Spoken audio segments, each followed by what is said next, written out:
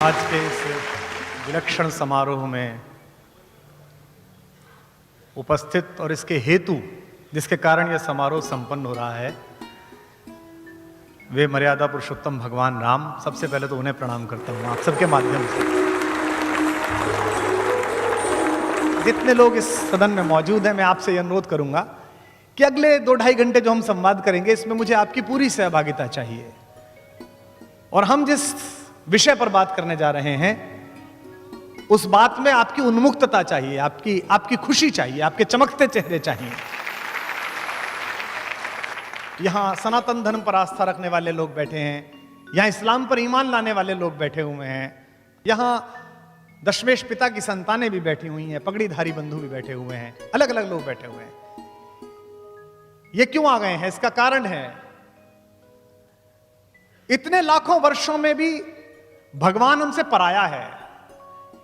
हर बार आया है, हर बार आता है।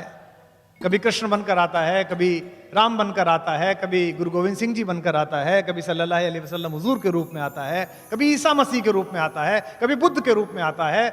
उर्दू की शायरी कहती है कितने अवतार हुए कितने पैगंबर आए, कितने अवतार हुए कितने पैगंबर आए, तू ना आया तेरे पैगाम बराबर आए। उसके पैगाम जरूर आते हैं, लेकिन हम बहुत शातिर हैं, मनुष्य बहुत शातिर है। मनुष्य से अधिक चालू जानवर पूरी पृथ्वी पे नहीं है, सबसे तेज जानवर है। और मनुष्य की यात्रा जानवर से शुरू हुई है और उसे देवता तक पहुंचना है, लेकिन वो बहुत तेज है। जो काम उसे कठिन लगता है उसे वो कोष्ठक में बंद कर देता है। ईश्वर पृथ्वी पर आया, हमें गले लगाया, हमारा दोस्त बना, हमारे साथ संबंध स्थापित करे, हमारा भाई बना। उसने करके दिखाया कि ऐसे होता है।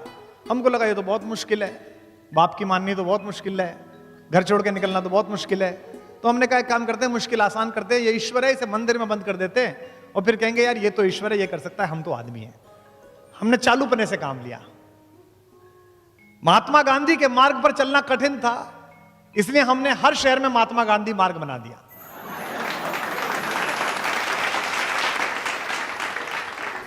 मनुष्य की यात्रा पशु से देवता बन जाने की यात्रा है। आज की तिथि में इस कार्यक्रम को संबोधित करते हुए जो आप कुछ हजार लोग सुन रहे हैं, मैं ये मानता हूं कि इसमें कुछ ना कुछ ईश्वरीय योग भी है। राम पर हिंदी की पहली बड़ी कविता खड़ी बोली के लिखने वाले मैथिली शरण गुप्त का आज जन्मदिन है। आज हरियाली तीज है। आज के दिन ही भगवान शंकर ने पार्वती को अपनी पत्नी के रूप में स्वीकार किया था। और आप में से बहुत सारे लोग जानते होंगे कि रामचरितमानस की जो रामकथा है वो यहीं से प्रारंभ होती है, जिसमें शंकर पार्वती को यह बता रहे हैं कि मैं किसकी पूजा करता हूं। आज ही का दिन तय हुआ, जब ये तिथि तय हुई तब मुझे भी पता नहीं था कि हरियाली तीज होगी।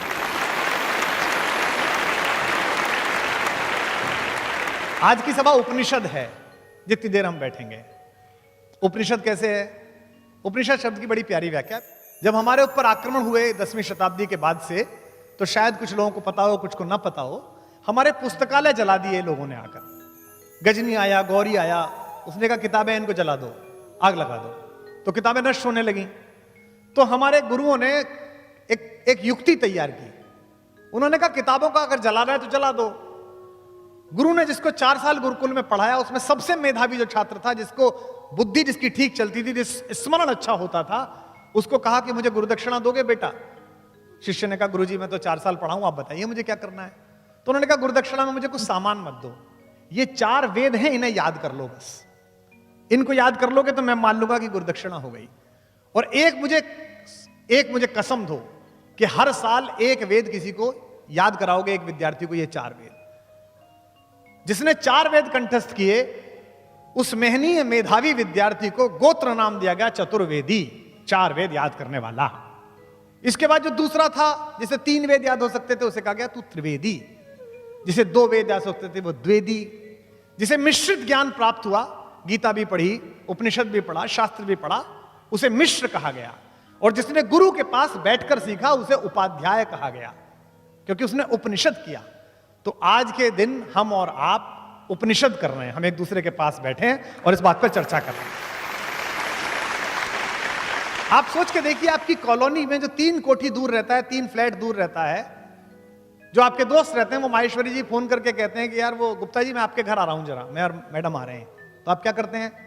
सोफे पर जो तकिए उल्टे सीधे पड़े उन्हें थोड़ा ठीक कर देते हैं ना। लेकिन अगर दूसरे शहर से आपके बहनोई फोन करें कि भाई साहब आज शाम तो हम आपके घर आ रहे हैं, पकौड़ी बनवा लीजिए, तो आप चद्दर भी बदल देते हैं, बैठ के चद्दर भी बदल दो, कमरा भी ठीक रख दो। लेकिन अगर किसी दिन आपका कोई सुपरस्टार जैसे आप पसंद करते हो, सचिन तेंदुलकर, विराट कोहली, अमिताभ बच्चन, प्रधानमंत्री, कोई भी आपसे कह दे कि मैं आपके घर आ रहा हूं, तो आप इंटीरियर वाले को बुलाते हैं, कहते हैं सारा बदल दो, आगे से भी सही कर दो, पेंट ठीक कर दो, ये भी कर दो, बड़ा अतिथि आ रहा है, ज्यादा साफ सफाई करते हैं। तो जब इन सामान्य अतिथियों के आने पर इतनी साफ सफाई है, तो इस परिसर में तो राम उतरने वाला है, इसलिए ज्यादा साफ सफाई की आवश्यकता है, ज्यादा। जिसे कहते हैं ना भक्त हो जाना विषय का। इसके विपरीत शब्द क्या है? इसके विपरीत शब्द है विभक्त। विभक्त कभी भक्त नहीं हो सकता। तो इस परिसर में बैठिए तो विभक्त होकर मत बैठिए, 100% इधर के होकर। मैं ये इसलिए कर रहा हूं क्योंकि मुझसे बड़े ने कहा, बाबा ने कहा, तुलसीदास ने कहा, स्वांते सुखाए तुलसी रघुनाथ गाथा। पर यह मेरी स्वयं की यात्रा है और इसका लाभ आपको भी मिलेगा। हर कला अपने आप शुरू होती है, स्वांते सुखाए शुरू होती है, अहेतुक शुरू होती है। अहेतुक बड़ा प्यारा शब्द है। जैसे 2000 किलोमीटर दूर समुद्र में 3 लहरें 4 लहरें बड़ी बड़ी लिपट के एक दूसरे से नाचती हैं, आधा किलोमीटर ऊंची उठ के। इसलिए नहीं नाचती कि सैटेलाइट उन्हें देखे, इसलिए नहीं नाचती कि वो डॉल्फिन जो बाकी तैर रही है उनका कोई वो डांस का कोर्स करवाना है, वो इसलिए नाचती है कि उनके अंदर ये ऊर्जा है। इसे अहेतुक कहते हैं। तो आज का ये सदन, आज का ये सत्र अहेतुक सदन है। मनुष्यता ने जितने सपने देखे हैं उनमें राम सबसे सुंदर सपना है, सबसे प्यारा सपना है। और हम कई बार अहंकार में होते हैं, आप भी होते हैं। इसमें महफिल में मैं देख रहा हूं कई IAS अधिकारी बैठे हुए हैं, कई RAS अधिकारी बैठे हुए हैं जिनसे मैं परिचित हूं, जो प्रशासन में काम करते हैं, कई डॉक्टर्स बैठे हुए हैं। सत्ता अहंकार करती है।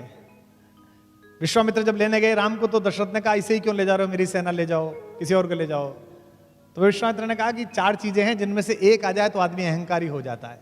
यौवनम, जवानी, धन, पैसा, संपत्ति, आपकी महल दुमहले, प्रभुत्वम, प्रभुत्व, ये आ जाए कोई एक तो आदमी अहंकारी हो जाता है। यौवनम, धन, संपत्ति, प्रभुत्वम, अविवेकता, एकमपि अनर्थाय किम यत्र चतुष्टयम। एक आ जाए तो अनर्थ हो जाता है, अगर चारों साथ हो तो महा अनर्थ।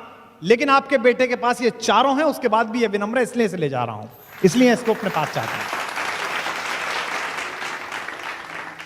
आद्य शंकराचार्य जी ने जब पूरे भारत में सनातन धर्म का झंडा फहरा दिया तो सुनते हैं कि वो बनारस गए थे और सुबह सुबह बनारस में पूजा करते में परिक्रमा कर रहे थे मंदिर की, बाबा विश्वनाथ की।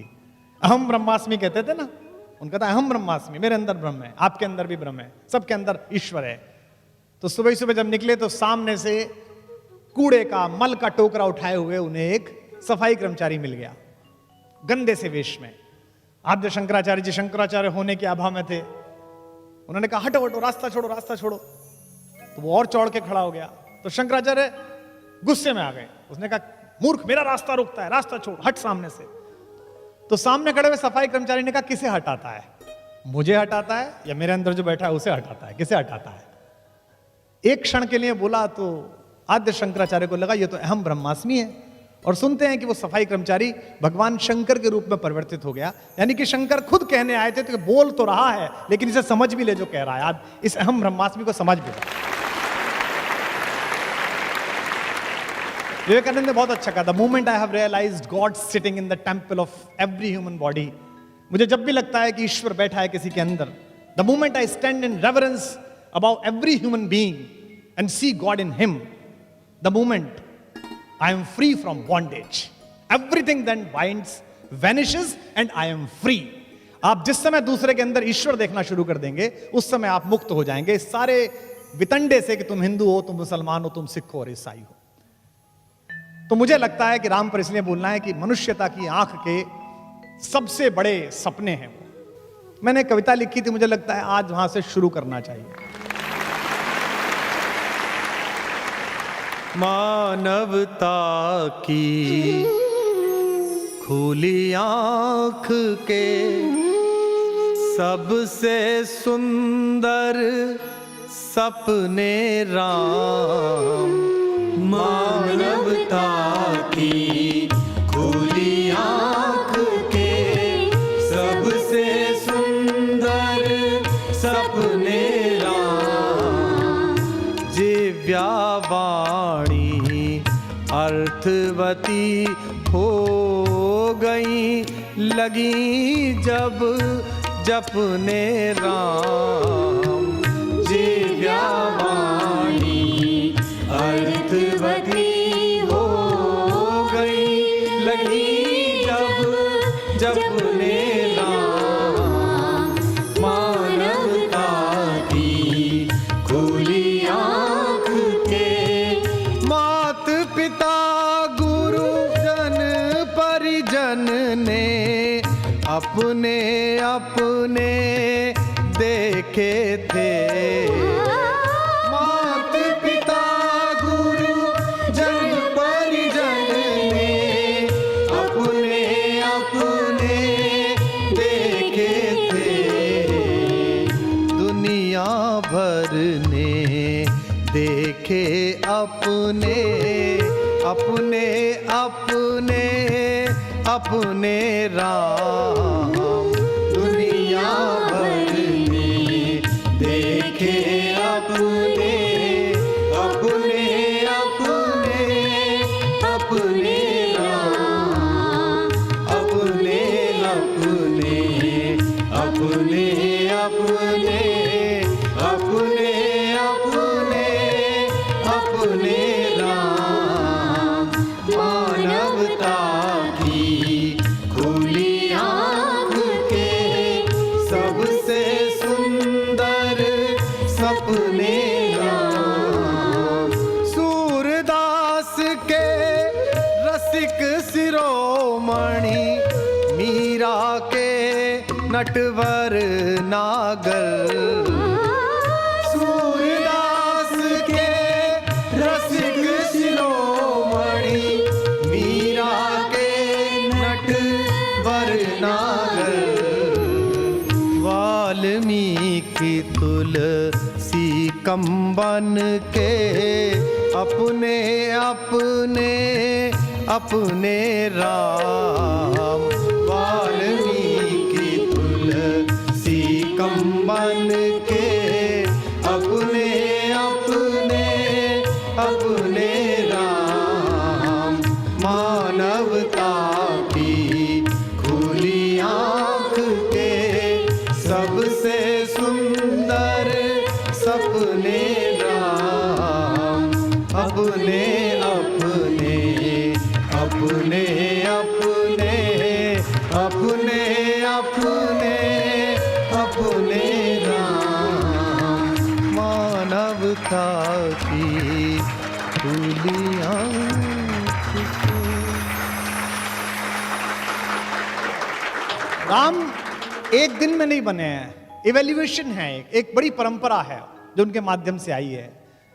हम लोग विदेश से बहुत प्रभावित होते हैं। अगर मैं आपसे पूछूं कि मनुष्य का विकास कैसे हुआ, तो इस हॉल में बैठे हुए 90% लोग ये कहेंगे कि डार्विन की थ्योरी ऑफ एवोल्यूशन है। ऐसा डार्विन की थ्योरी ऑफ, हम अपना धर्म नहीं पढ़ना चाहते, अपनी चीजें नहीं पढ़ना चाहते।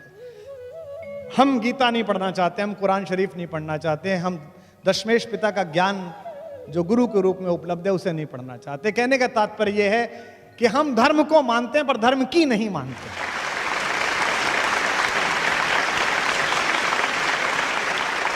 लेकिन आप ध्यान से देखें तो भारत में जो दशावतार की परंपरा है, जो हजारों वर्ष पहले, लगभग 5-6 हजार वर्ष पहले, तो इसकी कार्बन रेटिंग के प्रमाण है जिसके लिखे जाने के। डार्विन तो अभी आए हैं 100-200 साल पहले, वो बताकर गया है कि मनुष्य कैसे बना।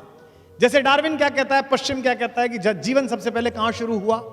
जल में शुरू हुआ, पानी में शुरू हुआ। हमारा पहला अवतार कौन है? मत्स्य अवतार, मीन, मछली कहां पैदा हुई? पानी में पैदा हुई। फिर उसके बाद कहता है कि आगे बढ़ी थोड़ी सी प्रकृति, तो एक ऐसी चीज पैदा हुई जो पानी में और जमीन पर दोनों चल सकती थी। क्या नाम है उसका? कछुआ, कच्छप अवतार। मीन, कमठ, सूकर, नरहरि। उसके बाद क्या आया? तीसरी चीज जो पानी, जमीन और कीचड़ तीनों को भेज सकता है, वो कौन है? वराह अवतार, जिसे कहते हैं सूकर। और उसके बाद मनुष्य बनना प्रारंभ हुआ, लेकिन पूरा नहीं बना। आधा पशु रहा, आधा मनुष्य बना। कौन बना? नरसिंह अवतार। देखिए थ्योरी ऑफ एवोल्यूशन चल रही है, अपने आप चल रही है, जो विदेशी समझ में नहीं आए। यहां तक आधा मनुष्य बना, अब पूरा मनुष्य बनेगा, लेकिन पूरा नहीं बन रहा, वो छोटी हाइट का बन रहा है। कौन पैदा हुआ? वामन अवतार। वो छोटा है, उसकी हाइट अभी बड़ी नहीं है। वामन के बाद कौन हुआ? एक ऐसा पुरुष जिसे कहते हैं केव मैन, गुफा मनुष्य, जो कम कपड़े पहनता है, गुस्से में रहता है, हर समय कुलाड़ा हाथ में लिए लेता है, जिसका अपनी इंद्रियों और अपने क्रोध पे काबू नहीं है, जो अपने पिता के कहने पर मां की तरफ कुल्हाड़ा लेके चल देता है। कौन पैदा हुआ?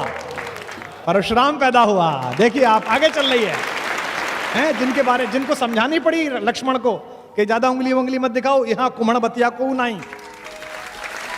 परशुराम के बाद एक ऐसा मनुष्य पैदा हुआ जो है तो दीप्ति में परशुराम जैसा, लेकिन जो ज्यादा सामाजिक है, जो मर्यादा समझता है, जो इस प्रकृति में अब जो आगे चलेगा उसका नियामन करने आया है, उसकी मर्यादा स्थापित करने आया है, उसका नाम हुआ मर्यादा पुरुषोत्तम राम, जो पैदा हुआ।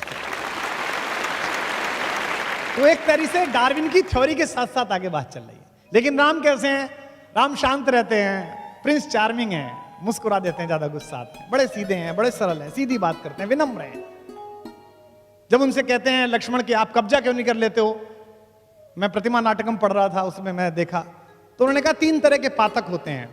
जिस पिता ने रक्त दिया है उसके खिलाफ जाऊं, ये एक पातक है।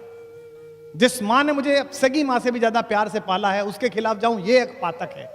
और पाप जिसकी सोच की सीमाओं के बाहर खड़ा होकर पराजित भाव से देखता है, उस भाई भरत के खिलाफ जाऊं, ये भी एक पातक है। तू मेरा भाई है, बता दे कौन सा पातक करके मरूं, बता कैसे करूं।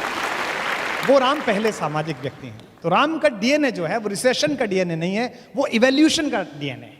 इसलिए उनमें अपने घर के सारे लक्षण हैं। उनके एक पूर्वज है दिलीप, जिन्होंने गाय को बचाने के लिए अपना जीवन उत्सर्ग कर दिया। सच्चे वाले गौपालक थे, वो ऐसे वाले नहीं जो आजकल घूम रहे हैं, अच्छे वाले गौपालक। वो उसकी तरह गौ प्रेमी है, गाय को बचाने का संकल्प कहते हैं। विप्र धेनु सुरहित लीन मनुज अवतार, तुलसीदास जी ने कहा विप्र धेनु और देवताओं और संतों के हित में अवतार लिया है। दूसरे, वो अपने सबसे पुराने पूर्वज हरिश्चंद्र, जिन्होंने मणिकर्णिका घाट पर अपनी पत्नी से टैक्स मांग लिया था, और जब उन्होंने उस साड़ी को फाड़ा, वहीं से सतयुग के समापन की घोषणा हुई। उनका पूर्वज है वो, उसकी तरह है वो, अपने पिता की तरह बात पर अड़ जाने वाले हैं। अगर एक बार कोई बात कह ली है तो वो ही करना है। उनके एक और पूर्वज है भगीरथ, जिन्होंने हजारों वर्षों तपस्या की। मैं गया था हर्षिल में, बापू ने बुलाया था, मुरारी बापू ने अपनी कथा में कविता पाठ के लिए। हरिशिला वो जगह है, हर्षिल गंगोत्री के पास, जहां बीच गंगा में भगीरथी की धारा में एक बहुत बड़ी चट्टान फंसी हुई है। उसके ऊपर बैठ के हजारों साल तप किया, ऐसा सुनते हैं। तब जाकर गंगा प्रकट हुई और पृथ्वी पर आई, मोक्षदायिनी बनी। उनमें भगीरथ जैसी इच्छा भी, इसलिए उनका वंश इक्ष्वाकु वंश कहलाता है। संस्कृत के विद्वान लोग यहां पर बैठे, ईख को इक्ष्वाकु कहते हैं, इक्षु कहते हैं ना ईख को। ईख क्या है? ईख अकेली फसल है जिसका सब कुछ काम में आता है। ईख प्रतीक है इक्ष्वाकु वंश का, जिसका ना रस समाप्त होता है ना यश समाप्त होता है। ये राम के बारे, वो उस खानदान में पैदा हुए। उनके बारे में कहा गया कि वो अवतार हैं। अवतार क्या है?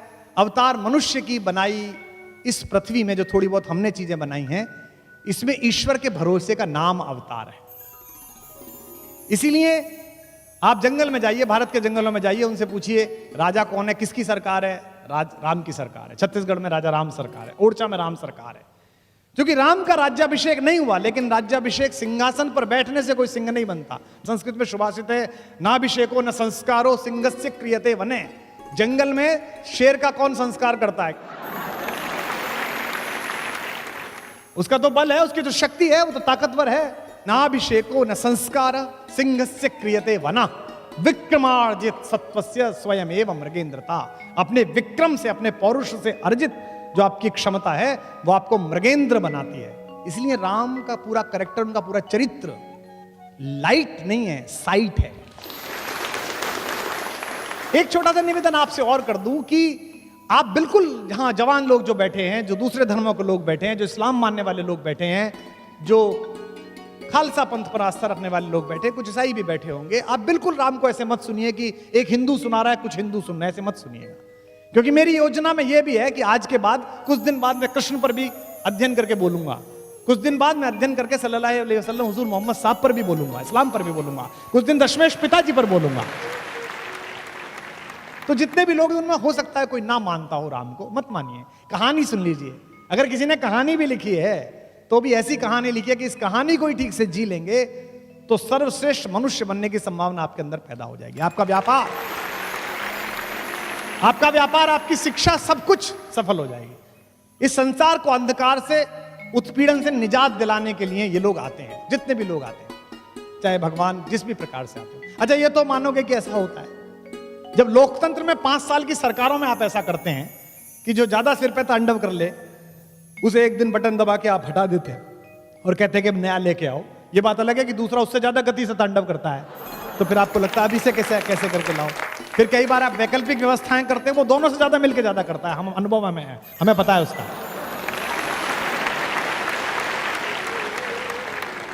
तो राम की विजय उनकी निजता का उत्सव नहीं है।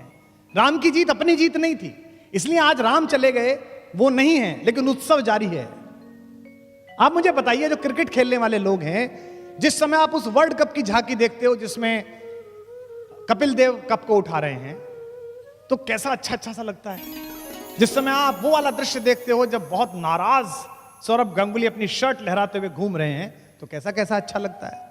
तो जब हमारे सामने अभी जो पैदा लोग हैं, उनकी छोटी सी विजय हमें इतना उत्प्रेरित, इतना दीपित, इतना उत्साहित, इतना सम्मोहित कर सकती है, तो हजारों साल पहले जिसने अंधकार के खिलाफ सबसे बड़ी जीत पैदा की, अगर उसे ध्यान से जानेंगे तो कितना उत्साहित हो जाएंगे, कितने उत्प्रेरित हो जाएंगे, कितनी गति बढ़ेगी। कोई एडिसन ऐसा नहीं है जो एक बल्ब से दूसरे बल्ब को स्पर्श करा दे तो उजाला हो जाए। यह केवल मनुष्य को यह हक हासिल है कि वो ईश्वर बन के आए। इसलिए अयोध्या जाते समय और अयोध्या से लौटते समय राम ने जो सबसे महान काम किया वो एकात्मकता का काम किया। अयोध्या से लौटते समय उन्होंने हर वो काम किया जो इस देश को एक साथ जोड़ सकता है, जो इस देश को एक साथ बांध सकता है। महात्मा गांधी के पूरे संघर्ष पर राम की छाप है। उन्हें पता था कि साउथ अफ्रीका में वो जिनके खिलाफ लड़ रहे हैं, सूट बूट पहन के उनके खिलाफ नहीं लड़ सकते, इसलिए सबसे पहला काम उन्होंने ये किया कि कपड़े वो उतारे और उन्होंने राम की तरह सामान्य कपड़े पहने। फिर भी उन्हें लगा कि अभी वो वेशभूषा नहीं आई जिससे राम लड़ते हैं। एक धोती ऊपर पहनी, एक नीचे पहनी और 3 साल भारत घूमा। बिहार के दूर के हिस्से में पहुंचने पर उसने देखा कि एक महिला के पास एक ही कपड़ा था, वो नहा रही थी ताकि ट्रेन चली जाए तब पानी से निकले। तो बापू पानी पीने उतरे तो उन्होंने अपनी ऊपर वाला कपड़ा भी ये कह के कस्तूरबा से कहा कि अगर इस देश में ऐसे लोग हैं जिनके पास एक भी कपड़ा नहीं है तो 2 कपड़े पहनना अपराध है।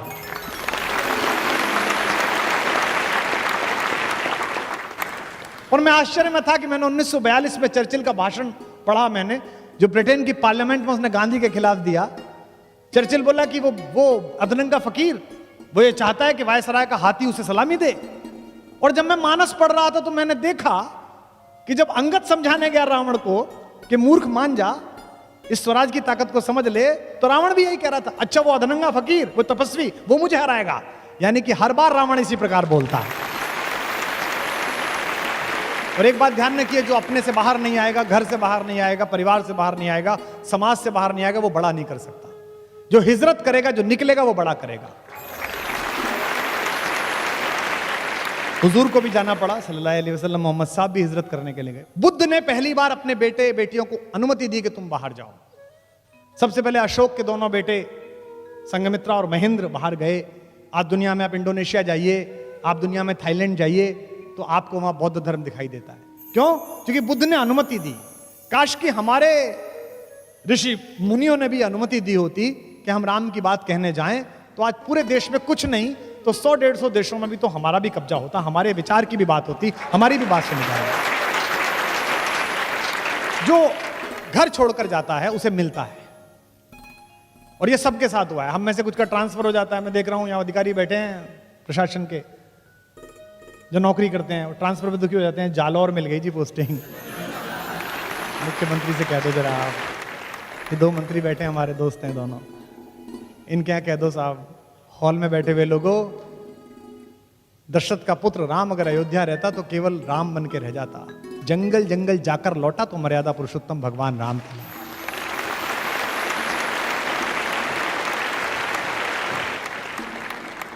एक शेर मुझे उर्दू का याद आया, आप सबके भगवानों के नाम है, मेरे और आपके सबके। पयंबरों से जमीनें वफा नहीं करती, पयंबरों से जमीनें वफा नहीं करती, हम ऐसे कौन खुदा थे जो अपने घर रहते। अयोध्या छोड़ी राम ने तो अपनी आनुवंशिक पोजीशनिंग छोड़ी। मैं अध्यात्म रामायण पढ़ रहा था तो उसमें बड़ा अच्छा उल्लेख था कि राम जंगल जाएं या ना जाएं, विश्वामित्र इस पे चर्चा कर रहे हैं वशिष्ठ से, तो राम वहां आ गए। तो पिता ने कहा कि तुम यहां मत बैठो, तुम्हारा ये निर्णय नहीं है, राजा का निर्णय मैं और गुरुजी कर लेंगे। राम ने कहा आपका निर्णय है, लेकिन चूंकि मेरे बारे में निर्णय है इसलिए मेरा बैठना जरूरी है, मैं जाऊंगा। उनसे कहा अच्छा जाना ही है तो सेना साथ ले जाओ। तो उन्होंने कहा कि जंगल के लोगों की रक्षा अगर सेना से ही होनी थी और सेना ही ठीक थी तो मेरे जाने से क्या था। पिता ने कहा अंगरक्षक साथ ले जाओ।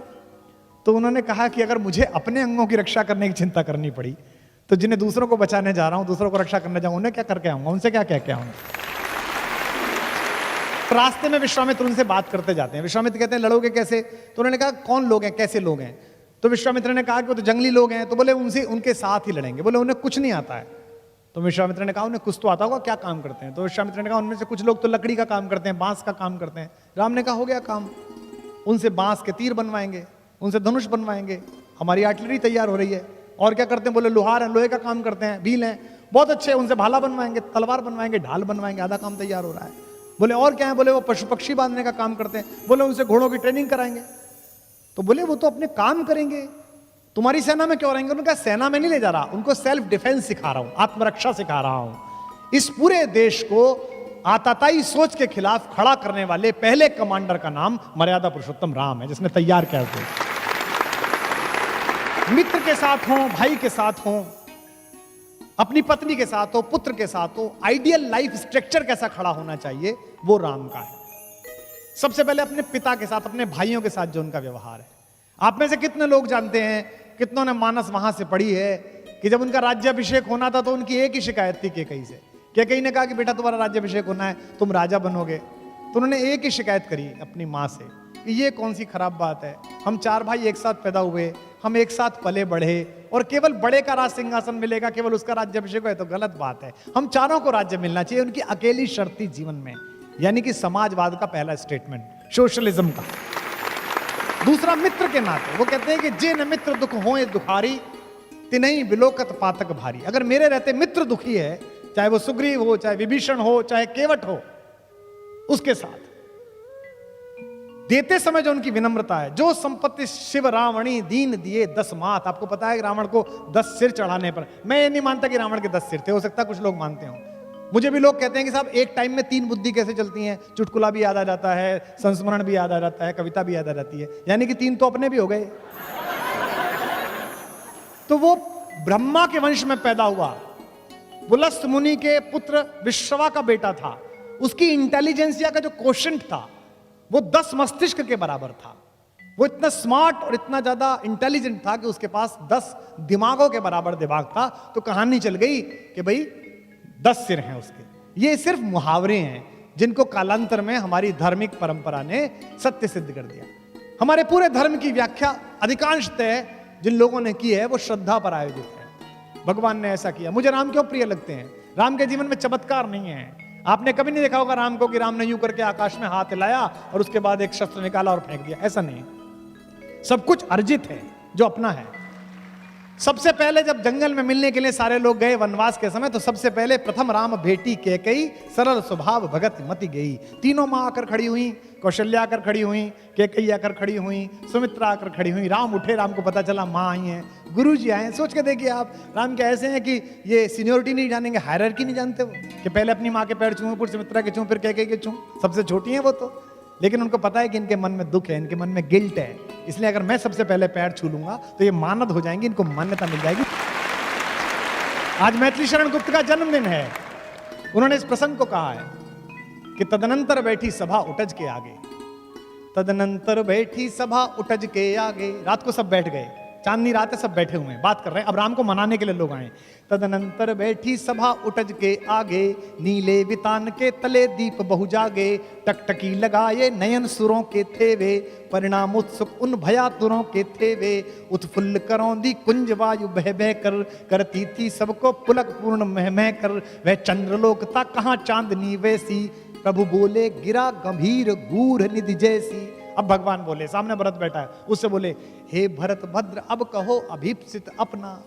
भाई भरत अब बताओ क्या चाहते हो। अब सोचिए जिसके ऊपर इतना आरोप लग रहा है उससे कह रहे हैं क्या चाहते हो। हे भरत भद्र अब कहो अभीप्सित अपना, सब सजग हो गए भंग हुआ जो सपना। भरत ने क्या कहा हे आर्य रहा क्या भरत अभीप्सित, अब भी मुझे कुछ चाहिए। मिल गया अकंटक राज्य उसे जब तब भी, पाया तुमने तरुतले अरण्य बसेरा। तुम जंगल में बैठे हो, भाभी के पैर में कांटे हैं, तुमको खाने को नहीं मिल रहा, मैं महल में बैठा हूं, इसी के दिन के लिए तो आया हूं। इसीलिए राम की कथा त्याग की सबसे बड़ी कथा है। राम के नाम पर दुकान चलाने वाले लोगों को समझना चाहिए कि दुनिया में ऐसा उदाहरण कभी नहीं हुआ जहां एक सिंहासन दो भाइयों के बीच 14 साल फुटबॉल की तरह चलता रहा। परशुराम ब्राह्मण हैं, उनसे पहले आए, लेकिन कर्म क्षत्रियों जैसे हैं, जरा जरा सी बात पे गुस्सा हो जाते हैं। राम क्षत्रिय हैं, लेकिन मस्तिष्क तपस्वियों जैसा है। जब एग्जाम का रिजल्ट आता है, जब नंबर आने शुरू होते हैं बच्चों के, बच्ची का रिजल्ट आना शुरू होता है तो क्या करते हैं, बच्चे का रिजल्ट आना शुरू में समझाना, सुबह कहते हैं बहुत अच्छा बेटा तुमने यू डिड वेल, तुमने बहुत अच्छा किया, जो भी रिजल्ट आएगा इट्स ओके, डिप्रेशन में ना आ जाए हैं बच्चे को। और दुनिया का सबसे बड़ा राज सिंहासन। आज थोड़ी सी लड़ाई किस बात की है, मैंने पिछली बार खबर देखी, एक का टिकट कट गया तो आत्महत्या की कोशिश करी उसने, बताओ।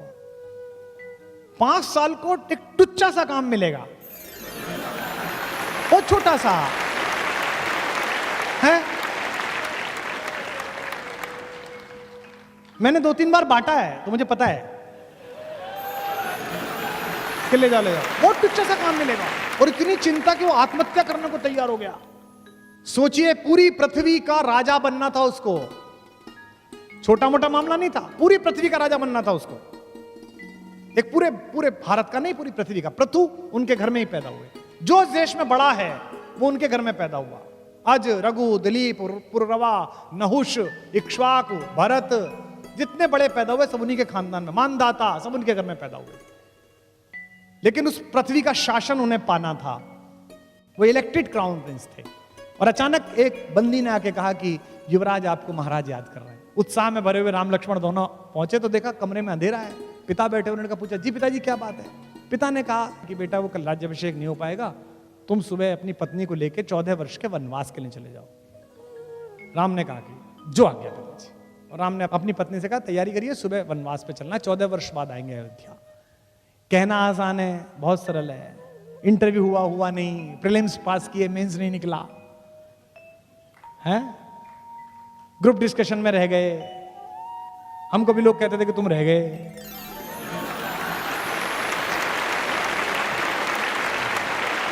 कहना आसान है, लेकिन मानस पड़ी है, राम जी आए तो बहुत सरल है।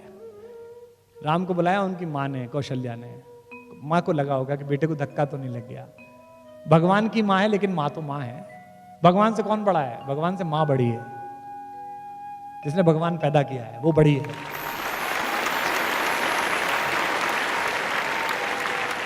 इसलिए तुलसीदास जी शुरू में प्रणाम करते हुए कहते हैं, बंदों कौशल्या दिशि प्राची।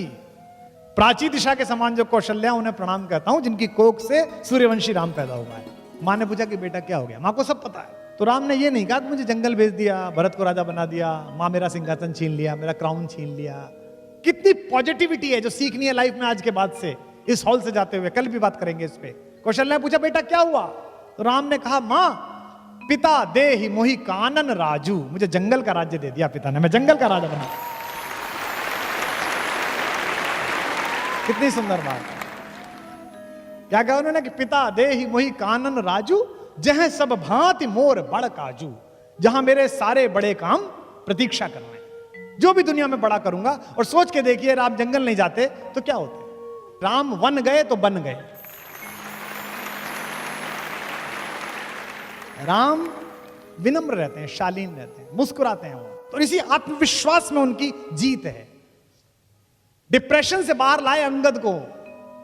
और जब अंगद गया बात करने के लिए, तो आप देखिए कम्युनिकेशन स्किल सिखाया जाता है ना आजकल। आजकल सबसे बड़ी प्रॉब्लम क्या है, बीटेक कर लो, एमटेक कर लो, लड़का जो है, लड़की जो है, वो कम्युनिकेट नहीं कर पा रहा, अपनी बात नहीं कह पा रहा। माँ से नहीं कह पा रहा, पिता से नहीं कह पा रहा, गर्लफ्रेंड से नहीं कह पा रहा, बीवी से नहीं कह पा रहा, नौकरी में नहीं कह पा रहा। ऐसी बहुत सारी घटनाएं आप देख रहे हैं जिनमें ना कह पाने के कारण वो आत्महत्या कर रहा है, डिप्रेशन में जा रहा है। अंगद को उन्होंने कम्युनिकेटर बना के भेजा। राम कितने पॉजिटिव हैं।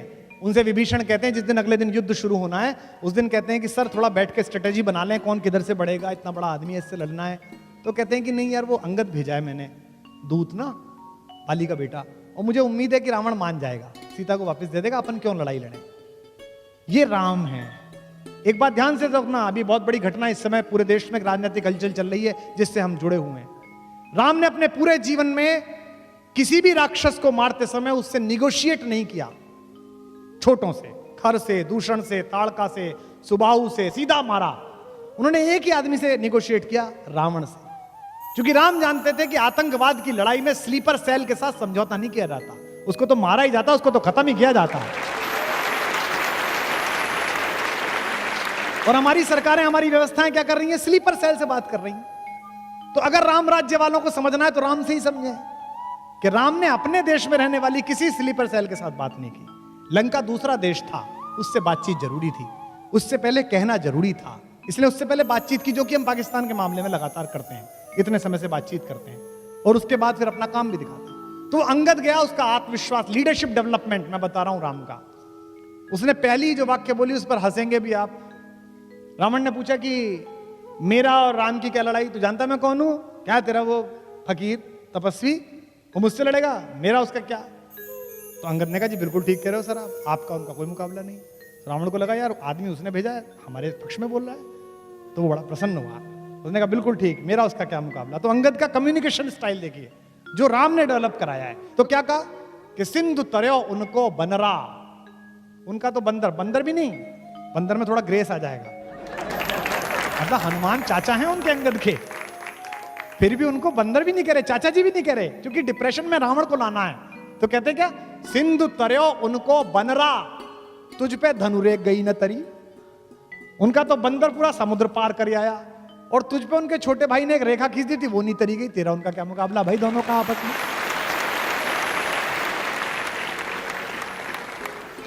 कि सिंधु तरयो उनको बनरा, तुम पे धनुरेख गई न तरी, तुम पे। अच्छा छंद है। सिंधु तरयो उनको बनरा, तुम पे धनुरेख गई न तरी, तुम पे धनुरेख गई न तरी। वानर बांधत सो न बंधो, उन बारिधि बांध के बाट करी, उन बारिधि बांध के बाट करी, उन बारिधि बांध के बाट करी। अज हूँ रघुनाथ प्रताप की बात, तुम्हें दशकंठ न जाए परी, तुम्हें दशकंठ न जाए परी। तेलनि तूलनि पूछ जरी न जरी, गढ़ लंक जलाए जरी धड़ी, लंक जलाए जरी। तेरा सारा तेल लगा, तेरा सारा कपड़ा लगा, एक बंदर की पूंछ जलाने के चक्कर में तूने अपना पूरा नगर जलवा लिया, बता यार। और तू कह रहा है कि उनसे लड़ने चलेगा, उससे लड़ने चलेगा। इसलिए जो कम्युनिकेशन स्किल है, विभीषण से संवाद जो राम ने किया, वो साधन और साधना के बीच का संवाद है। बड़ी अद्भुत बात है। राम की शक्ति पूजा, आप में से शायद अधिकांश लोगों को पता होगा कि राम और रावण के युद्ध में एक दिन ऐसा आया था जिस दिन राम की सेना पराजित हो गई थी, तोड़ फोड़ मचा दी थी रावण ने, जिस दिन रावण खुद आया था। महाप्राण निराला ने कविता लिखी है राम की शक्ति पूजा। रवि हुआ अस्त ज्योति के पत्र पर लिखा, अमर रह गया राम रावण का अपराजेय समर। आज का तीक्ष्ण विदिक्ष प्रकर वेग प्रखर, शतशैल शंवरणशील नील नवगर्जित स्वर, विच्युत वन्य राजीव नयन हत लक्ष्मण, लोहित लोचन रावण मदमोचन महायान। ऐसी कविता लिखी है।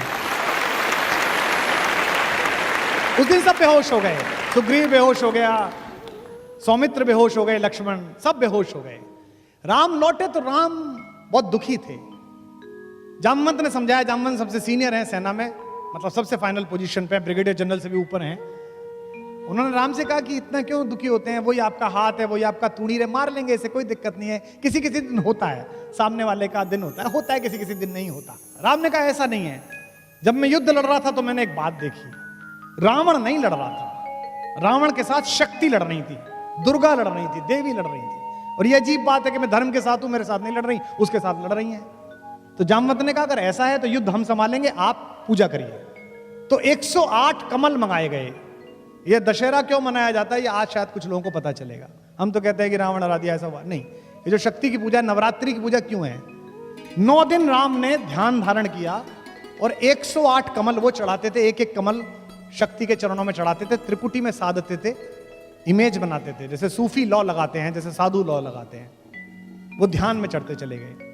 आखिरी दिन जिस दिन आया, जिस दिन उनको वर मिलना था शक्ति का, 107 कमल जब उन्होंने चढ़ा दिए तो देवी ने सोचा कि इसका एग्जाम लेती हूं कि कितना भक्त है।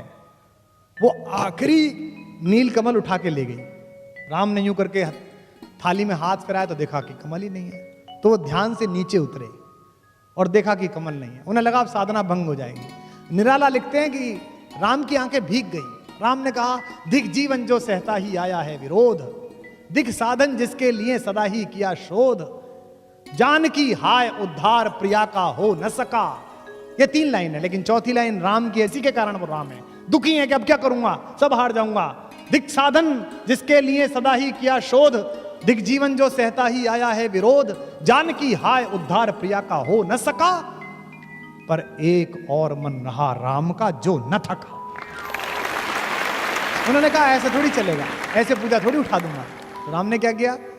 राम ने कहा कि मां कहती थी मुझको राजीव नयन, मुझको कहती थी कमल के जैसे आंख वाला है मेरा बेटा, तो अभी 2 कमल के फूल मेरे पास हैं। तो राम ने अपना एक तीर निकाला अपने तरकश में से और उसको हाथ से पकड़ के उसकी फलक आंख की तरफ ले गए कि अपनी एक आंख चढ़ा देता हूं। युद्ध में विजय होनी चाहिए, सत्य जीतना चाहिए। और जब बिल्कुल आंख के पास पहुंच गया तीर और देवी को लगा कि अभी आंख निकाल लेगा, तब स्वयं दुर्गा प्रकट हुई और उन्होंने हाथ पकड़कर कहा, होगी जय होगी हे पुरुषोत्तम नवीन, के महाशक्ति राम के बदन में हुई।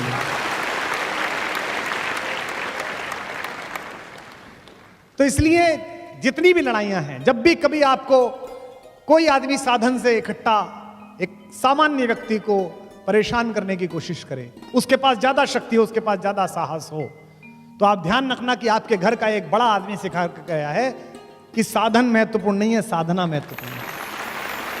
और राम के सबसे प्रिय मित्र जिनको लंका का राज्य दिया, वे विभीषण भी अधीर हो गए। उन्हें लगा यार कि लड़ाई तो ठीक है, अब जीतोगे कैसे? हमने भी 2-4 छोटी मोटी लड़ाई कभी सम्मेलनों में और राजनीति में की, आंदोलन में की, तो हमको भी समझाने आते थे, इनसे कैसे लड़ोगे, ये तो पुराने वाले हैं। तो मुझे मानस की पंक्ति याद आती थी और मैं खुद को ही सुनाता था, जो साथ थे वो तो सुनने को तैयार नहीं थे। ये विभीषण ने राम से कहा जब रावण लड़ने के लिए आया, क्या कि रावण रथी विरथ रघुवीरा, देख विभीषण भयउ अधीरा। रावण रथी विरथ रघुवीरा। रावण तो रथ पर बैठकर आया है और वो पैदल चल रहे हैं, वो पदाती हैं। अधिक प्रीत भा मन संदेहा, ज्यादा प्रीति इसलिए मन में संदेह हुआ विभीषण के। विभीषण ने कहा कि ये तो रथ पर है और आप बिना चप्पल के, आपके पास तो चप्पल भी नहीं है, कैसे मारोगे? नाथ न रथ नहीं पद त्राना, के ही विधि जितब वीर बलवाना। इतना बड़ा वीर है, इससे कैसे जीतोगे? तो राम ने उसे जो सिखाया वो मुझे याद है, मैं आपको बता रहा हूं, आप अपने घर लेके जाइएगा। राम ने कहा कि मैं जिस लड़ाई में उतरा हूं दोस्त, उस लड़ाई में मिसाइल्स की जरूरत नहीं है। तो उन्होंने कहा कि इस लड़ाई के लिए साधना की आवश्यकता है, साधन की आवश्यकता नहीं है। उन्होंने कहा क्या क्या है? इसके पास तो बड़ा रथ है नाथ, आपके नीचे तो पदत्राण भी नहीं है। कही विधि जितब वीर बलवाना, इस बलवान से कैसे जीतेंगे? तो उन्होंने कहा कि सुनो सखा कह कृपा निधाना, ज्यों जय होई सियंदन आना। मैं तुझे बताता हूं भाई मेरे दोस्त, इस युद्ध में जीतने के लिए जो रथ चाहिए वो मेरे पास है। अब विभीषण को रथ दिख नहीं रहा, राम कह रहे रथ है। इसी में आपके जीवन के संघर्ष की गति है। उन्होंने कहा मेरे पास रथ है। कौन सा रथ है? मेरे पास जो रथ है उसमें 2 चक्के लगे हुए हैं, तुझे दिखेंगे। कौन से? सौरज धीरज ते ही रथ चाका। शौर्य और धैर्य 2 चक्के हैं। एक तरफ शौर्य है, एक तरफ धैर्य है। अगर बड़ी लड़ाई लड़नी है तो शौर्य भी रखना पड़ेगा और धैर्य भी रखना पड़ेगा। दुनिया की आधी मूर्खताएं अधैर्यता के कारण हुई हैं। तो कहते हैं धैर्य और शौर्य 2 मेरे रथ के चक्के हैं। और बल विवेक दृढ़ ध्वजा पताका, बल और विवेक से दृढ़ हुई मेरी धर्म की ध्वजा है मेरे इस रथ के ऊपर। सत्यशील दम परहित घोड़े, सत्य और शील और परहित दूसरे का हित करना, सत्य बोलना, शीलवान रहना, ये घोड़े हैं मेरे। और क्षमा दया कृपा रज जोड़े, इससे किससे जोड़ रखा है? क्षमा से, दया से और कृपा से, इन 3 से जोड़ रखा है। पूरी राम की कहानी एक सिमली है। कहते हैं कि इस रथ पर चढ़कर मैं लड़ रहा हूं और जब तक मैं इस रथ पर चढ़कर लड़ रहा हूं तब तक मेरा कुछ नहीं बिगाड़ सकता कोई भी। तो आपके पास अगर साधन कम हो तो आप समझ लेना कि आपके पास ये वाले साधन अगर हैं तो आप दुनिया के किसी भी आदमी से जीत सकते हैं। एक अयोध्या है जो सात्विकता का प्रकर्ष है, एक लंका है जो तामसिकता का प्रतीक है। इन दोनों के बीच लड़ाई है, लेकिन राम इन दोनों के बीच की लड़ाई के लिए राजाओं को साथ नहीं लेते। आपने कभी सोचा कलेजे पे हाथ रख के कि राम जब भारत में घूमे होंगे तो दंडकारण्य में जहां वो रुके, जहां उन्होंने कुटिया बनाई, उसके ठीक बगल में उनके मामा थे, ननिहाल थी उनकी, कौशल प्रदेश। मामा से कह सकते थे थोड़ी सेना दे दो, मुझे लड़ने जाना है। नहीं, राम ने पूरे रास्ते किसी राजा से बात नहीं की। राम ने पूरे रास्ते वंचितों से, दलितों से, पिछड़ों लोगों से, वनवासियों से, SC ST से बात की। आखिरी सफ में खड़े हुए आदमी से। और साथ में किसे लिया? हराने के लिए, लंका को परास्त करने के लिए किसे साथ में लिया? किष्किंधा को। किष्किंधा क्या है? प्रकृति का सबसे बड़ा आयुर्वेद, योग, नेचुरल एसेंस, हमारी नेचुरल आर्ट्स, हमारे नेचुरल इंग्रेडिएंट्स, इनको किसने लिया? दिल्ली ने। और हराई क्या? मार्केट, लंका। इसलिए दिल्ली को, जयपुर को यह याद रखना पड़ेगा कि अगर अपने शत्रुओं से आपको पार पानी है, अगर चाइना का सामान बंद कराना है, अगर अमेरिका को घुटनों पर लाना है, तो सबसे पहले अपने वनवासियों, अपने वंचितों, अपने पिछड़ों, अपने दलितों और अपने जंगल के लोगों के पास जाना पड़ेगा। हनुमान प्रतीक है। हनुमान किस बात का प्रतीक है? वो शांति की खोज में गए, शांति का अपहरण हो गया। शांति कौन है? सीता। सीता साक्षात शांति है इस कहानी में। और शांति किसको मिलती है? शांति मिलती है उस आदमी को जो अपनी देह के लोभ से बाहर आ जाता है, जो विदेह हो जाता है। सीता के पिता का नाम क्या है? विदेह। विदेह राज की बेटी हैं, राजा हैं वो, लेकिन विदेह हैं। मैथिली शरण गुप्त का जन्मदिन है, मुझे ज्यादा याद आ रहे हैं गुप्त जी। गुप्त जी ने लिखा, योगी भी हैं शरण जिनके जो अनासक्त गेही, अनासक्त गेही, घर में रहते हुए घर से आसक्त नहीं है। किसको मिली वो? विदेह को, देह में रहते हुए देह से बाहर। और सत्ता में बैठे हुए लोगों और सरकारी अधिकारियों, RS अधिकारियों, IPS IAS अधिकारियों जो यहां बैठे हो वो सुनो, और जो बनना चाहते हो वो सुनो। शांति राज्यसभा में बैठकर नहीं मिली। जब राजा जनक लोकसभा में बैठे हुए थे तब नहीं मिली, जब सिंहासन पर बैठे थे तब नहीं मिली, युद्ध कर रहे थे तब नहीं मिली। कब मिली? जब किसान की तरह पसीना बो रहे थे खेत में, तब सीता माता उन्हें प्राप्त हुई। राम सूर्यवंशी हैं, जो आकाश का द्योतक है, और सीता पृथ्वी से निकली हैं। इसका मतलब क्या है? ये प्रकृति के दोनों चीजों की युति है। लक्ष्मण भाई का प्रतीक है, बचपन से जानते हैं। 12 ते निज हित प्रति जानी, लक्ष्मण राम चरित रति मानी। भरत के आने पर लक्ष्मण क्रोध करते हैं, राम समझाते हैं उनको। आप में से जितने लोग हैं, मैं इस पर कल भी बोलूंगा, सोच के बताइए राम की कहानी में कि राम के अलावा केवल एक पात्र है जिसका मंदिर बना। एक एक दो दो मंदिर कहीं बन गए हो तो बन गए हो। राम की कहानी में राम के अलावा किसी का मंदिर नहीं बना। जिस माँ ने उनको जन्म दिया उस कौशल्या का मंदिर नहीं है, जिस पिता ने जन्म दिया उस दशरथ का मंदिर नहीं है, लक्ष्मण का मंदिर नहीं है, किसी का मंदिर नहीं है। केवल एक ही मंदिर है, हनुमान का। और वो भी ऐसा मंदिर है कि राम को मनाओ मत मनाओ, उन्हें मान लो, यही सब काम कर देंगे। तो हनुमान क्या है? हनुमान राम तक पहुंचने के, राम जैसा होने की सीढ़ी है। आज के बाद से एक और पात्र का आदर करना राम के साथ साथ, अगर राम का आदर करना है तो, अगर राम से सीखना है, किसी भी धर्म के लोग हों। हिंदुस्तान में जितने आक्रमण हुए इसमें कभी हम जीते कभी वो जीते, और तर्कहीन श्रद्धा के कारण हारे हम, क्योंकि वो भी तलवार से लड़ते थे, हम भी तलवार से लड़ते थे।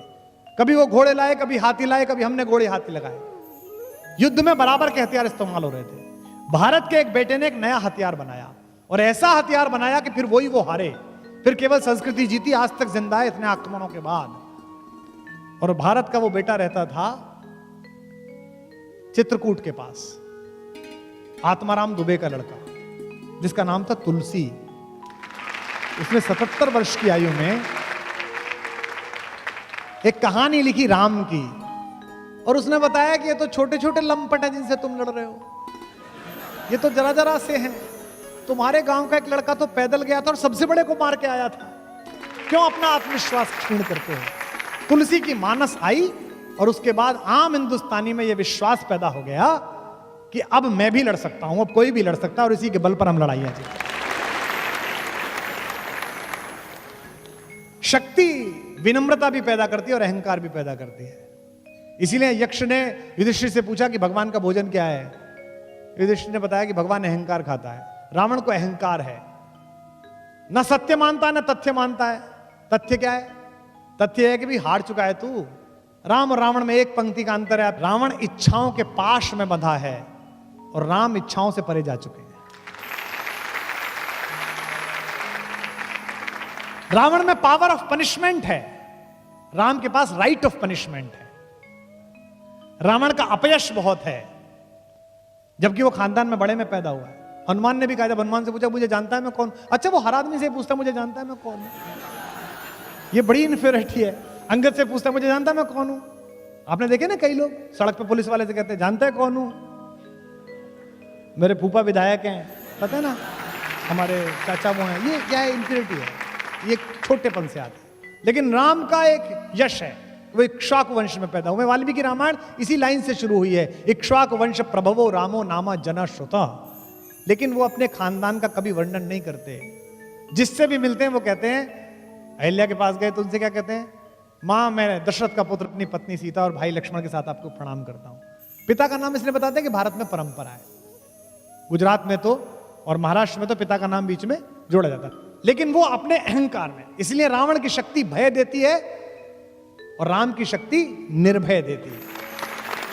रावण अहंकार में अपमान करता है और राम छोटे आदमी को भी उठा लेता है। रावण सैडिस्ट है, बहुत सारे लोग सैडिस्ट होते हैं। इस देश में बहुत सारे लोग इस बात से दुखी हैं कि उनका पड़ोसी सुखी है, अपने सुख से कोई प्रसन्न नहीं है। रावण की यही समस्या है, वो सैडिस्ट है।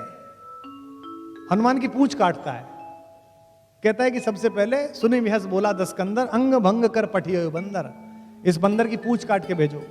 वो भी कलाकार आदमी थे, उन्होंने कहा काम शुरू करो, चलो देखते हैं। पूरा तेल वेल डला, सब कुछ डला। मैनेजमेंट के उदाहरण है वो, मिनिमम इनपुट मैक्सिमम आउटपुट। कपड़ा रावण का, तेल रावण का, जली रावण की। पूरी लंका जलाई, केवल एक घर नहीं जलाया। किसका?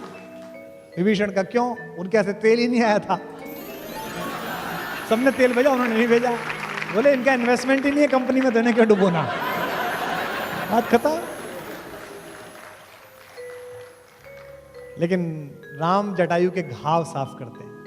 आप में से कुछ लोगों को पता होगा कि राम ने अपने हाथों से उनका अंतिम संस्कार किया और कहा कि मैं दुर्भाग्यशाली हूं कि मुझे अपने पिता का अंतिम संस्कार करने का अवसर नहीं मिला। हे संत, हे जटायु, हे गिद्धराज, आज आप मुझे अपना अंतिम संस्कार करने का अवसर देकर मेरे पुत्र होने को पूरा कर रहे हैं, ये कहा।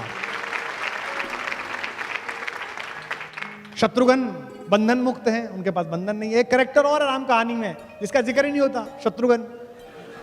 सब अपने अपने काम में चले गए, वो वही है। आज मैथिली शरण गुप्त का जन्मदिन है, मैं कई बार उन्हें याद कर चुका। मैथिली शरण गुप्त के यहाँ मांडवी, भरत की पत्नी मांडवी कहती है, कोई तपस्वी, कोई त्यागी, कोई यहाँ बैरागी है। हमारे घर में बड़े खलीफा हैं, कोई तो तपस्वी हमारा पति, कोई त्यागी हमारे जेठ जी, कोई बैरागी हमारा दूसरा देवर लक्ष्मण जंगली चला गया। मेरा पूरा घर संभाले छोटे देवर बड़भागी हैं, पूरा घर संभाल रखा है, मेरे छोटे देवर सबसे अच्छे हैं। उर्मिला मुदिता है, बेटी की तरह प्रसन्न रहती है। तो as an administrator, as a management guru, as a brother, as a father, जितने भी प्रकार से राम ने इस जीवन को बड़ा किया है, अगर वो हम में थोड़ा थोड़ा थोड़ा थोड़ा आना प्रारंभ कर दे तो हमें ठीक हो जाएगा। सागर निजामी ने, यहां इस्लाम मानने वाले बैठे हैं, हिंदुस्तान बिना राम के नहीं है।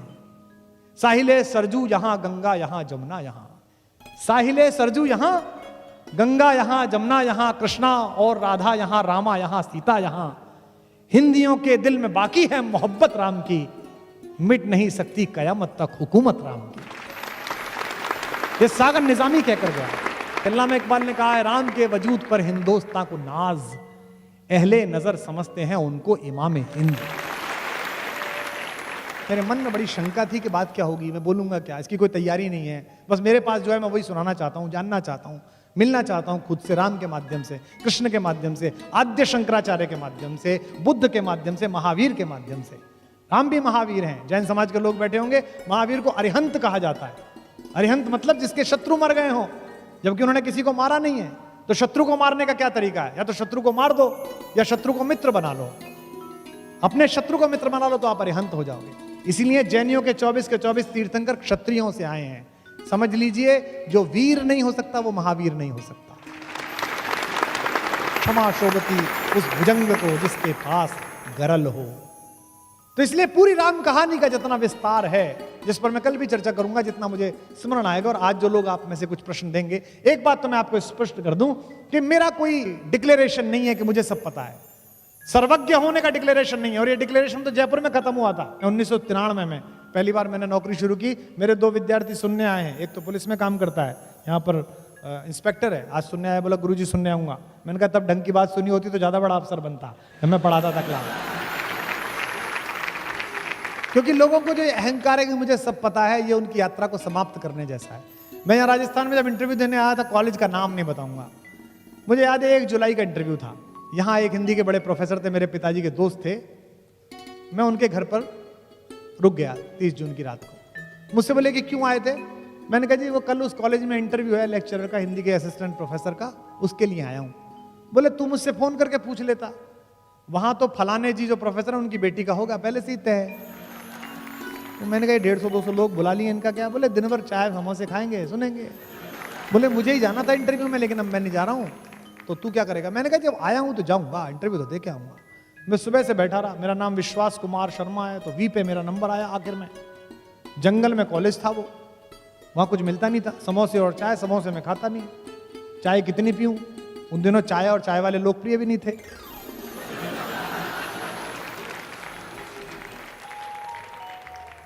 शाम तक ऊर्जा का दम निकल गया। तो राजस्थान विश्वविद्यालय की एक प्राध्यापिका थी हिंदी की, वो बैठी थी इंटरव्यू लेने के लिए। खाना पूरी हो रही थी। अब बताइए आप, एक लड़का आया बेचारा, through out first class, university topper, net clear कर रखा है, आया है। तो मैं आया, उन्होंने पहला सवाल, मेरे जीवन के साक्षात्कार का पहला सवाल। इसके बाद तो मैंने गूगल हेडक्वार्टर्स में इंटरव्यू दिए, बीबीसी में इंटरव्यू दिए, CNN में इंटरव्यू दिए, दुनिया में सबको इंटरव्यूज दिए, लेकिन वो पहला इंटरव्यू था मेरे जीवन का। उसने मुझसे पहला सवाल पूछा, कहां से आए हो? तो मैंने कहा कि मैडम मेरठ विश्वविद्यालय से आया हूं। तो मुझसे पहला सवाल विश्वविद्यालय में, कितने में मिलती है वहां PhD? और मैं प्रारंभ से ही अभद्र था, तो मैंने कहा आपने जितने में ली उससे सस्ती दिला देंगे।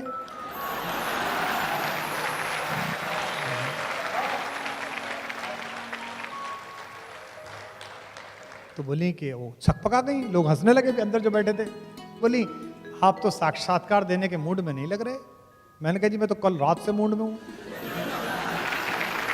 तो बोली अच्छा क्या पूछे हैं आपसे? मैंने कहा कुछ भी पूछिए।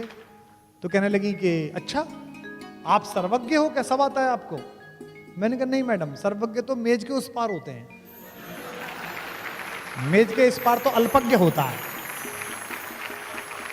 तो मैं अल्पज्ञ हूं। तो मुझसे बोली कि आप ज्यादा विराट प्रतिभाशाली लग रहे हो, इतना छोटा कैंपस आपकी प्रतिभा संभाल नहीं पाएगा। तो मैंने कहा जी जो आप कह रही हैं अंदर से मेरे भी यही आवाज आ रही है। और ये कह के प्रणाम करके मैं निकल लिया। मुझे लगता है कि अगर उस दिन उन्होंने मुझसे ठीक से व्यवहार कर लिया होता तो मेरी जिंदगी ठीक ना होती। जो अपने से बाहर आया उसको सारा संसार मिला। तो एक तो मुझे यह भ्रम नहीं है, कल भी मैं इस पर चर्चा करूंगा, कि मुझे कुछ अधिक पता है। मुझे ऐसा लगता है, मैं इस समय ऐसा सोचता हूं कि आइंस्टाइन पढ़ाते हो आप अपने बच्चे को, आइंस्टाइन की जीवनी पढ़ो। आप चार्ली चैपलिन पढ़ाते हो कि चार्ली चैपलिन पढ़ो। आप कहते हो कि गांधी से सीखो, आप कहते हो नेल्सन मंडेला से सीखो। जब इनसे सबसे सीख सकते हैं तो हमारे घर में जो बड़े हुए उनसे हम नहीं सीख सकते हैं। तो जितनी भी कहानी है, जितनी भी अगर कहानी की तरह भी सुनो तो अपने आप में ये एक गाइडलाइन ऑफ लाइफ है जो जीवन में सीख सकते हैं। अभी जो धर्म की जितनी भी व्याख्या हैं वो सारे व्याख्याकार राम को उस तरह से बताने की कोशिश अधिकतम लोग कर रहे हैं जैसा राम ग्रंथों में है। मैं कहता हूं आज इस सभागार से हम सब अपना अपना राम लेके जाएं।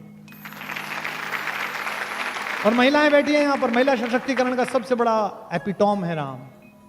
वाल्मीकि रामायण में पढ़िए, जब अहिल्या के पास गए तो पूछा कि ये किसका आश्रम है, इतना उजड़ा हुआ सा, इतना सुंदर है लेकिन उजड़ा हुआ क्यों है? तो किसी ने कहा कि गौतम की पत्नी है, इनके ऊपर अपयश का दाग लग गया है। बोलती नहीं है, बात नहीं करती है किसी से। ये कैसी स्त्री है जिसके खिलाफ एक अफवाह फैला दी गई है, गंदगी फैला दी गई है। वाल्मीकि रामायण में आप देखिएगा तो राम जाते हैं और पैर छूकर कहते हैं कि मां, मैं दशरथ का पुत्र राम अपनी पत्नी सीता और भाई के सहित आपको प्रणाम करता हूं, चरण स्पर्श करता हूं। अगर कोई महिला जो इतनी ज्यादा समाज में त्याज्य हो उसे देश का सबसे बड़ा आदमी मां कहने लगे तो समझ लीजिए उसका कॉन्फिडेंस कितना लौटेगा। इसीलिए जो पत्थर जैसी बन गई थी वाल्मीकि रामायण में, शिला नहीं है अहिल्या, शिलावत हैं, पत्थर की तरह हैं। राम ने आदर का चरण छुआ तो उनके अंदर जिंदगी लौट आई।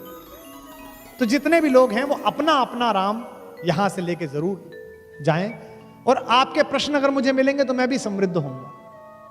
आपके प्रश्न अगर मुझे जानकारी मिलेगी तो मैं भी समृद्ध होऊंगा। ये जो कुछ भी चल रहा है, जो पिछले 30 वर्षों में किया है, कवि सम्मेलन के नाम पर, कविता के नाम पर, इसने लोकप्रियता दी है, इसने प्रतिष्ठा दी है, लेकिन आज जो मैंने आपके साथ दिया, इसने मुझे आत्मिक शांति दी है, अंदर से खुशी दी है कि मानवता की खुली आंख के सबसे सुंदर सपने राम। गाइए की खुली आंख के सबसे सुंदर सपने राम। मानवता की खुली आंख के सबसे सुंदर सपने राम। जिव्यावाणी अर्थवती हो गई लगी जब जपने राम। जिव्यावाणी अर्थवती हो गई लगी जब जपने राम। मात पिता गुरु जन परिजन ने अपने अपने देखे थे। मात पिता गाइए जन अपने अपने देखे थे। दुनिया भर ने देखे अपने अपने अपने अपने राम। दुनिया भर ने देखे अपने अपने अपने अपने राम। अपने अपने अपने